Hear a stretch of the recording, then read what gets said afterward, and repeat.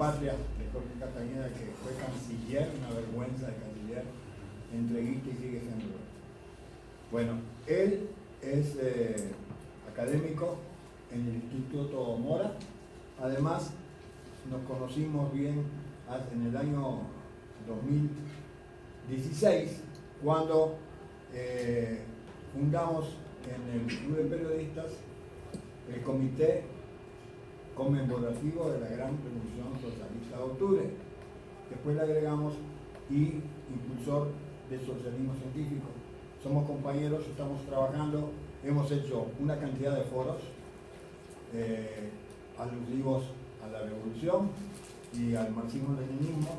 Dimos conferencias sobre Marx, sobre Lenin, bueno, y discusiones, debates muy fraternales, aunque a veces había una disputa un poquito ya un poquito más, como digo, radical o un poquito agresiva, pero siempre tratamos de, con las diversas corrientes que hay, tratamos de, digamos, enfocar todo el carácter, digamos, sobre todo que se da ahora del imperialismo, fase superior, que es el enemigo principal.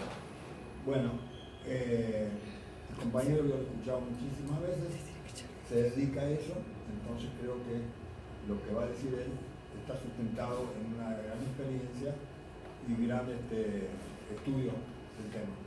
¿Te dejo? ¿Cuál es el tema? Ah, el tema. México en el devenir de América Latina en la era Trump. Nada más que la era Trump. Espero que se pueda ver en unos minutos, pero mientras voy avanzando. Buenas tardes, muchas gracias por darme la oportunidad de decir algunas ideas que se han venido trabajando de manera, se puede decir profesional, pero también inquietud personal y de perspectiva, como bien dijo Walter, de los lugares donde participamos.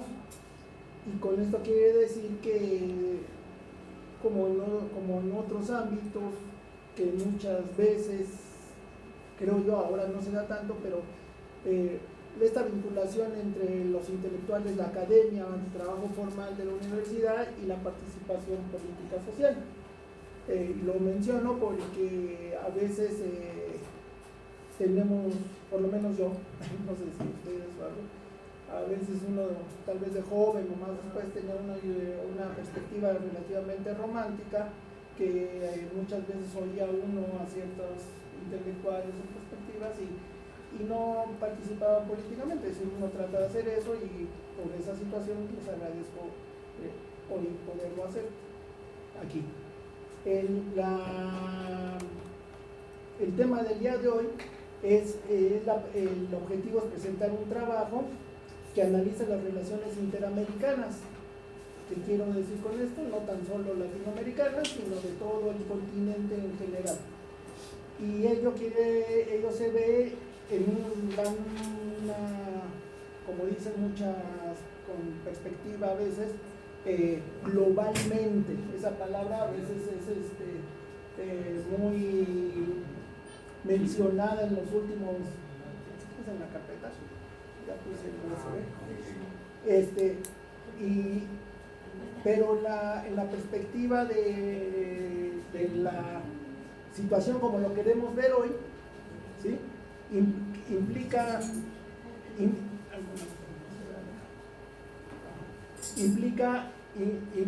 una cuestión más precisa en conceptos. A lo mejor, y esto lo quiero remarcar en un inicio, ya se abrió con la idea es centrar la posible discusión en unos conceptos que ustedes puedan discutir, ¿sí? Aquí la propuesta es que lo discutamos, ¿sí? Entonces, ¿qué es lo que queremos discutir? Que esta globalidad, estas relaciones interamericanas se han vuelto sumamente conflictivas. Parecía ser que no, pero parto yo de que son sumamente conflictivas y dañan la estabilidad económica y social, donde se vislumbran diversas repercusiones extrarregionales. Esto quiere decir, por eso, la globalidad. en este sentido, no en el sentido neoliberal de los mercados, de otro tipo de cosas. El progresivo aumento de las tensiones intra e interestatales entre los gobiernos representados por los estados, pero también en la sociedad, ha sido impuesto por la política exterior del gobierno de Estados Unidos de América, que busca como objetivo reforzar los mecanismos de acumulación económica y dominación política características de toda nación imperialista. Aquí ponemos, como lo ven ustedes en la lámina, la cuestión geopolítica estadounidense como si fuera un juego de ajedrez, donde la alusión a la perspectiva latinoamericana en sí no está, es solamente su visión de una geopolítica global para ellos. Esto quiere decir que esta situación se quedó definida desde finales del siglo XX, no es reciente con la era Trump, supuesta era Trump, ¿sí? Y con más claridad a partir de 11 de septiembre del 2001. ¿Qué pasó en septiembre del 2001? Con el derrumbe de las 3 torres gemelas, no fueron 2 aviones pegaron en las torres, otros aviones pegaron en otro lado, pero si ustedes revisan la bitácora de todo lo que sucedió, se derrumbaron 3. Ahí es más que evidente que fue a una autodestrucción de esas torres, de ese símbolo.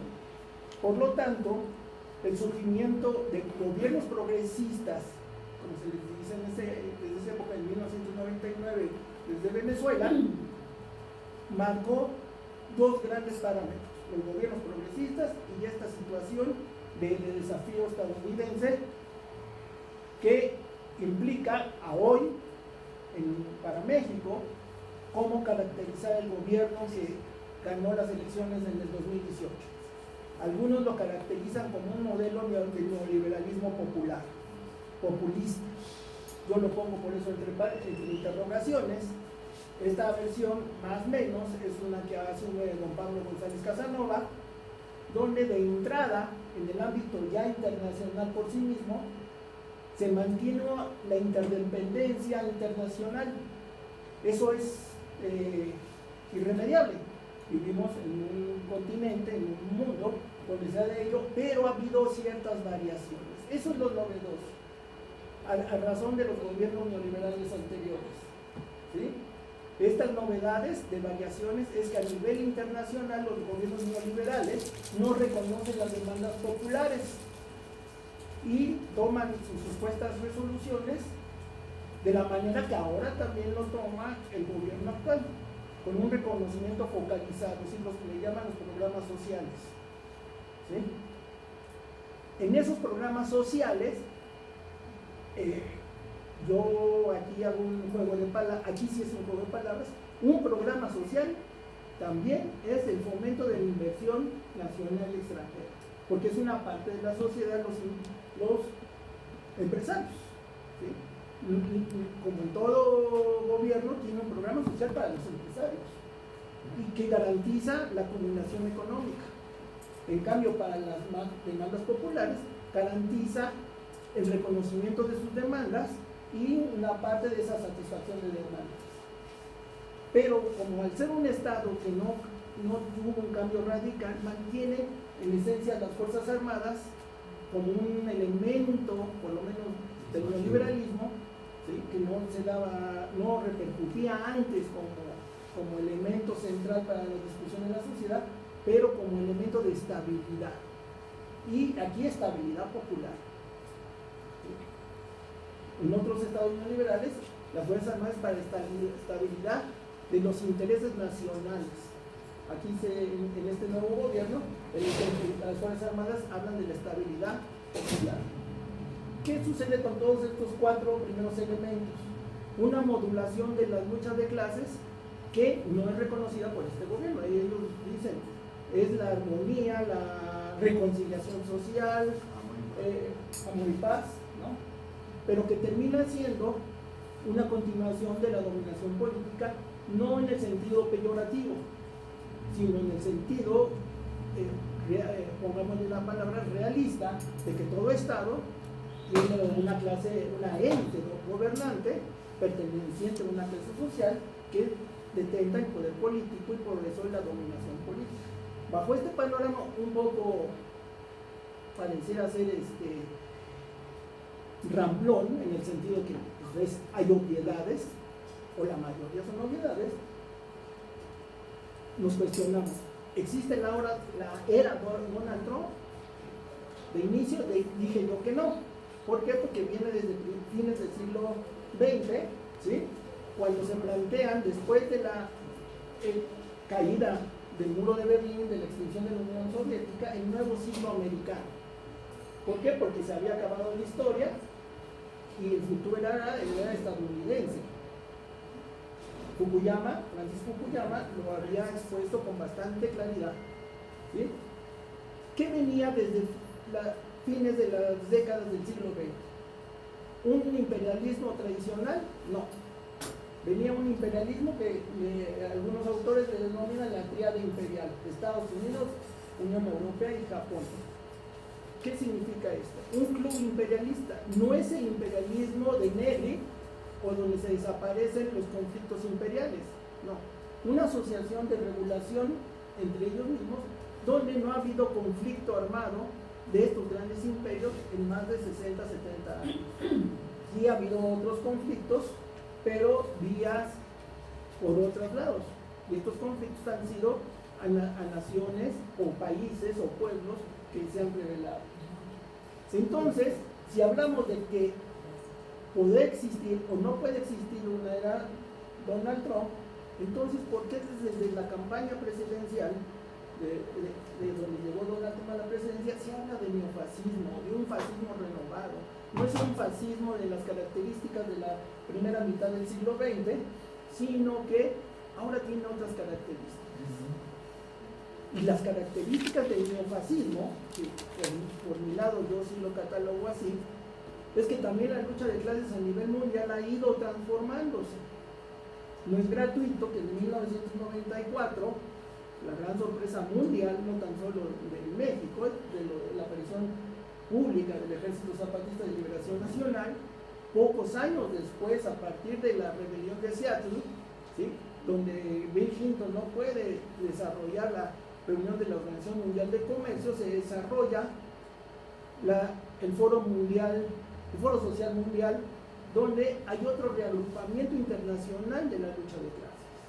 La respuesta, decía yo hace rato, a esa situación de fines del siglo XX, donde se concretizó en nuevos gobiernos, ¿sí?, y además con la perspectiva de que llegó a ser Venezuela, se implantó, venía atrás muy cerca Brasil, lo que había pasado en Argentina, salir un presidente en helicóptero, inaudito, en Perú y en todos, correteados, casi les pasa lo que a Mussolini, ¿no?, pisoteados por la muchedumbre, ¿sí? Es decir, eso es otro tipo de lucha de clases que no estaba previsto. Pero, ¿qué sucede con el viejo imperialismo?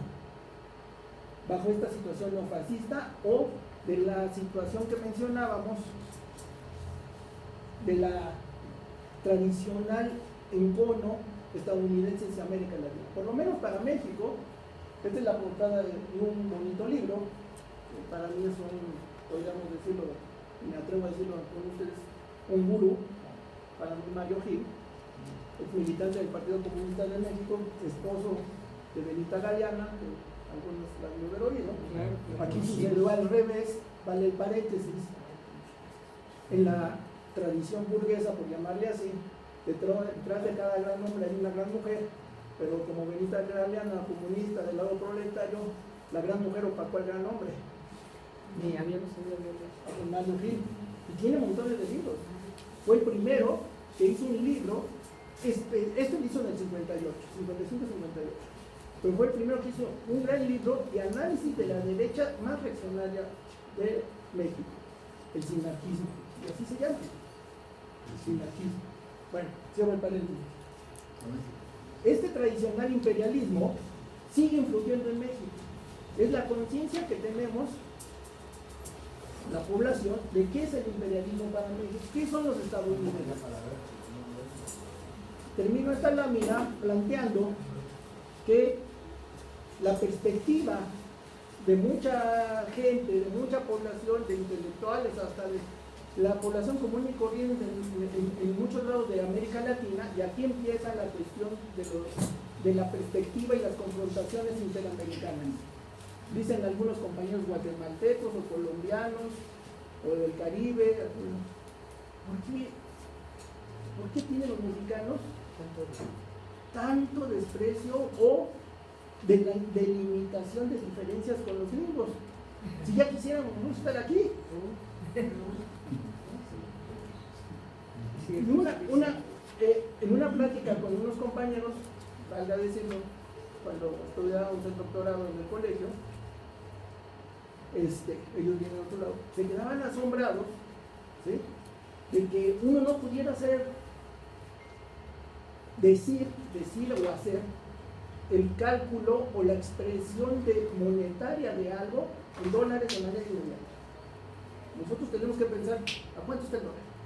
Hacer la conversión. Y uno dice, ¿y yo ahora qué hora? ¿No?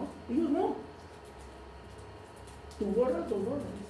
Mi camisa, $10, $15, fácil. ¿No? Y de Guatemala para otros lados, pulgadas, libras. Y lo más interesante, veíamos en ese lado, ¿sí? ¿Quién es la población más agregada de América Latina? Era una pregunta, que aquí paso a la siguiente lámina. ¿Cuál población? Sí, ¿qué población decía el compañero del Caribe? No, de América del Sur. De América Latina. El sur sobre todo. No. Bueno, por lo menos en esos compañeros vimos eran los cubanos. Los cubanos son los que tienen más interiorizado, claro, la vida estadounidense. Pues sí. La invasión, y son tan antiimperialistas como nosotros son. Ellos, toda la población, desde el jardín de niños hasta el más anciano, es experto en relaciones Estados Unidos-Cuba. Todos son expertos. ¿Qué pasa? ¿Y qué pasa para la visión popular dentro de un gobierno como el que existe hoy en México?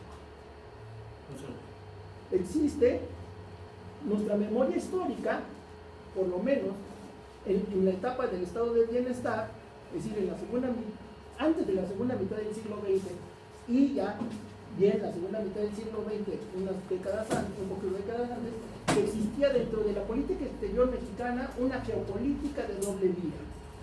¿Qué significa eso? Que se reconocía la existencia de países metropolitanos, un desarrollo imperial venido desde el siglo XVI hasta el XIX, ¿sí?, con todos los grandes imperios, pero también la existencia de países periféricos, ¿sí? México llevó, por lo menos, su sociedad, no tanto su gobierno, pero ya después asumido por gobiernos, ¿sí?, un desarrollo en la delantera de reconocimiento de las demandas populares, y ahí podemos aventar el discurso de la Constitución de 1917, podemos aventar la famosa y prestigiosa política exterior mexicana, la nacionalización y porque a partir del término de la Segunda Guerra Mundial,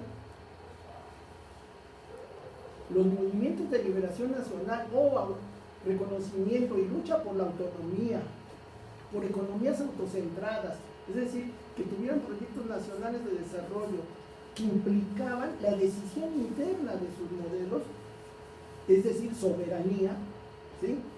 Todo ello implicaba esta geopolítica, posicionar a los países. Por eso algunos asumimos, yo me inscribo en ello, que para hacer un corte muy rápido, la llamada Guerra Fría no tuvo dos polos de desarrollo, sino tres. Es cierto, el campo capitalista, liderado por Estados Unidos, el campo socialista, liderado por la Unión Soviética, y los países de regímenes populistas de proyectos nacionales. Llámese un México, hasta una Cuba, o China, o un Vietnam que luchaba por eso, donde pasaban a la delantera de la liberación nacional en su reconocimiento de independencia política. territorial y soberanía, pero también de sus proyectos de economía nacional de desarrollo. ¿Qué significaba eso? Una relativa desconexión, ¿sí? Relativa, pero al fin y al cabo desconexión, del rumbo anterior, que sus economías, sus modos de vida dependían del desarrollo internacional. Todo el mundo había que parecerse a cómo se crearon los Estados Unidos, a cómo se creó Inglaterra. Pero en 1938, por lo menos México, expropió el petróleo, ya no era el modelo. ¿Sí? Ahora, fines de los 90, todo eso, renació, se reimplantó de manera abierta lo que eran los principios burgueses o capitalistas, o como se le quiera llamar, de libre mercado. Las burguesías del estado de bienestar nunca dejaron de ser liberales, nunca dejaron de tener esa impronta. Ahí tenemos a un Miguel Alemán, ¿sí? O ahí tenemos a un López Mateos, muy nacionalista de la industria eléctrica, pero represor de Jaramillo, y todo ese tipo de cosas. Nunca dejaron, pero a partir de la caída del muro de Berlín y todo eso que sucedió a fines del siglo XX, retoman esa cuestión abiertamente liberal y crean la figura de las asociaciones económicas, ¿sí? Grandes asociaciones económicas que de liberal no tiene nada, es decir, se protegen por tratados comerciales, ¿sí? Es un proteccionismo acérrimo, es decir, en el discurso se contradice en la práctica. ¿Por qué? Porque son por regiones, ¿sí? Para América Latina, los tratados, como en todo, ya en la época neoliberal, se planteaban bajo esquemas multilaterales, pero predomina, y por eso arriba, se pone arriba en el primer lugar, la decisión bilateral. Se negocia el Tratado de Libre Comercio México-Estados Unidos, pero lo importante es la relación con Estados Unidos, ¿sí? La simetría con las diferentes economías que tienen sus perspectivas por su historia, en lugar de desaparecer, se van polarizando aún más con esta situación. Y por lo tanto, la interdependencia ya no es de la desconexión para los proyectos nacionales, sino bajo la égida, bajo la perspectiva de las delimitaciones imperiales. ¿Cuáles es? Que todos deben de ser neoliberales, todos deben de ser libre mercado. Por lo tanto, se reafirma la acumulación económica y la dominación política. ¿En dónde? En América, donde son 35 naciones, 20 latinoamericanas y 30 y tantos territorios, 31 territorios supuestamente dependientes o que son más o menos autonomías o famosos, vamos a decir, la isla Margarita, ¿no? En el Caribe, ¿sí? ¿No? O las otras colonias francesas. Por ningún motivo van a querer tener una independencia política y económica. Si lo tienen, desaparecen. Dependen del Ministerio de Asuntos de Ultramar, ¿sí? Entonces, ¿y por qué les fomentan el turismo? Fomentan los paraísos fiscales, fomentan todo ese tipo de negocios, ¿sí? Esa situación, ¿qué pasa para la población y para el gobierno actual? ¿Sí? Enfrentarse a la población, a la migración, a los trabajadores de todo tipo, ¿sí? A las llamadas maquiladoras, a los antiguos trabajos, ¿sí? Y para todos hay que aplicar una política. Esa política, al fin y al cabo, en el ámbito interamericano, en las últimas décadas, se trató de resolver se polarizó en dos proyectos. El tradicional Organización de Estados Americanos, que se constituye en 1948, pero el antecedente era la Unión Panamericana, venida desde fines del siglo XIX, ¿sí? Y por eso el Che Guevara y todos los revolucionarios de esa época no dejaban de decir que era el ministerio ahora sí, el ministerio de ultramar, en el sentido de que para ellos, el Ministerio de Asuntos Exteriores, pleno de las colonias de Estados Unidos.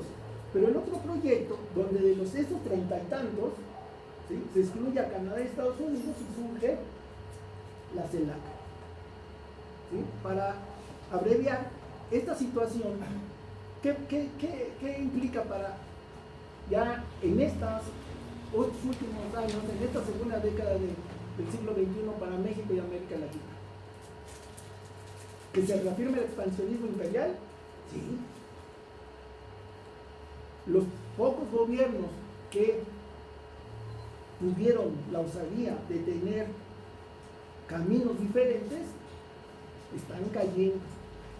Brasil, Argentina, Ecuador, sobrevive Venezuela, Bolivia. ¿Había una cooperación respetuosa? No.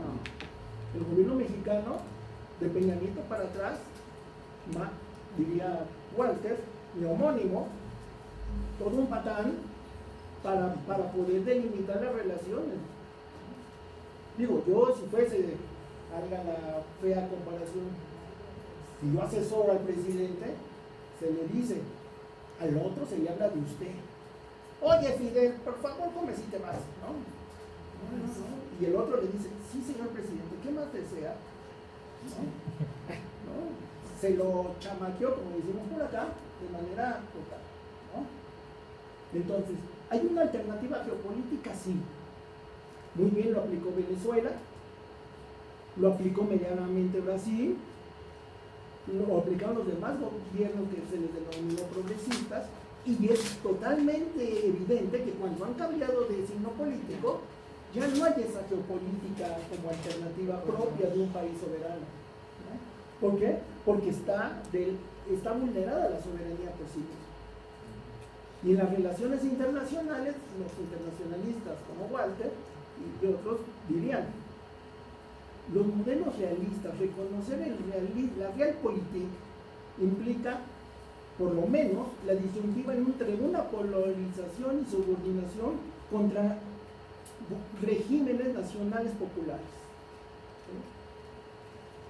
Pareciera ser, y por eso ahí tiene un tache, ¿sí?, que va ganando la polarización y la subordinación. A eso le da puesta. ¿Sí? Ante eso, el gobierno actual, ¿qué plantea?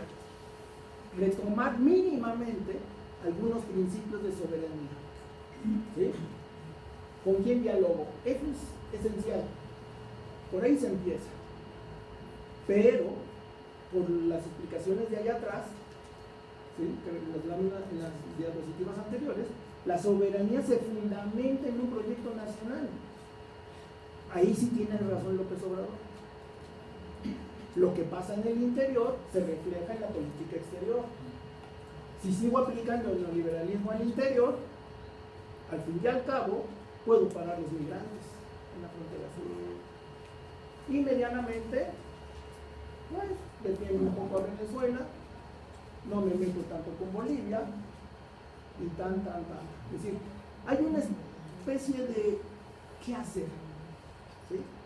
Y termina siendo, por lo menos hasta ahorita, una reafirmación de acumulación económica y dominación política a nivel, ahora sí, internacional en América Latina. Esto es conflictivo. Y casi termino mencionando que con la perspectiva que dije en un inicio, que es conflictivo porque el prestigio mexicano, diría un amigo cubano, es una incertidumbre total. No se sabe cuándo los mexicanos van a explotar. Al interior en nuestro propio país no creíamos que 30 millones de votos y cacho, mucho menos afuera. Si los que estamos aquí nos asombramos, mi compañera en La Habana, una compañera muy respetable de más de 70 y tantos años, coño, ¿qué está pasando? Ganó. Yo sabía que iba a ganar, pero ¿qué está pasando? No entendía. Nadie entiende. Entonces, la alternativa, ¿cuál es para esta reafirmación del proyecto nacional? Un control estatal, no tipo socialismo, no estamos hablando de nacionalización de los medios de producción, no lo hizo ni Chávez, ¿sí? Pero sí un control de la industria del comercio y por lo tanto de la cooperación internacional. Una participación multilateral. Decíamos en algún momento con unos compañeros en un seminario que hay allá en la UNAM, ¿por qué no Ebrard, antes de hacer lo que hizo, recurrió a la ONU? Recurrió 2 semanas después de haber hecho el trato con Trump. Bueno, hubiera recurrido hasta la OEA, ¿no? Ahora ya es México lidera más o menos formalmente la CELAC, ¿no? Pero en ese momento, de hace 2 meses, infracción 3 meses, es decir, el aspecto multilateral para tratar el problema de los aranceles y la migración es un problema multilateral. Entonces, ¿qué se necesita como alternativa? La participación multilateral, ¿sí? Por lo tanto, un renovado escenario internacional, ¿sí? Y fundamentado en la acción popular, donde la unidad en la diversidad popular, no la unidad en la diversidad dándole espacios a la derecha. ¿Para qué? Para alternativas poscapitalistas. Que eso ya sería otro paso, hay que reconocer. ¿En este gobierno? No. Por lo menos mi criterio. Pero sí tendiente a ello. ¿Sí? Y terminamos. Aquí el dilema a nivel internacional y en México y para América Latina, ¿cómo confrontar el trabajo con la naturaleza? Sembrar vida para América Central es un conflicto. Damos trabajo, ¿sí? Y vamos a crear un proyecto, se va a crear un proyecto fomentado por el gobierno mexicano se dice por los economistas, de primarización de la economía, otra vez los recursos naturales y las materias primas, es decir, sacar árboles, convertirlos en como fueron la soya en Sudamérica, o el combustible de maíz, La palma. o el coco, la palma, etcétera, etcétera. El problema que pareciera ser que están resolviendo en Bolivia, sí sacar los recursos naturales, pero salió la foto de apenas hoy, creo, o ayer, de Evo Morales con un coche eléctrico totalmente hecho en Bolivia, ¿no? Es decir, ese tipo de cosas hay que reconocerlo, el trabajo y la naturaleza, y por lo tanto la relación política entre el propio gobierno y su población, y con ello la cultura en todas sus formas y la propia cultura política, ¿sí? Seguir reconociendo la participación social o la participación del líder. Es un conocimiento popular que nos lleva a una forma de vida, y por lo tanto, ¿qué sentido darle a las Fuerzas Armadas? ¿Realmente para la defensa o por la agresión? Y reafirmo, no para este gobierno, pero en larga perspectiva, barbarie o socialismo, ¿no? Entonces, se termina en un punto de ruptura, tal vez. ¿Cuándo? No se sabe, es una incertidumbre. En el mediano plazo no hay nada, no hay bolita mágica que nos diga, esferita con mucha franela que yo le pula al cristal, no me va a dar resultados, pero el reconocimiento de que el mundo está hecho por los trabajadores, por la población, implica de que en algún momento hay rupturas. La supuesta era Trump es parte de esta ruptura. ¿Por qué? Porque cambió la forma descarada del imperialismo de expresarse, ¿no? Muchos dicen es la bestia herida que se brama porque está, no sé si es eso, pero por lo menos los aullidos son diarios. ¿Y contra quién están aullando? ¿Contra quién están aullando? Contra las poblaciones, ¿sí? Y contra las poblaciones de su propio país, y de los que están cerquita y de los que están lejos, ¿sí? Entonces, para el gobierno, diría, en México, para su población, para su sociedad, creo que pareciera ser que Porfirio Díaz tenía razón. Pobre de México, tan lejos de Dios, que tan cerca de los gringos, ¿no? Muchas gracias.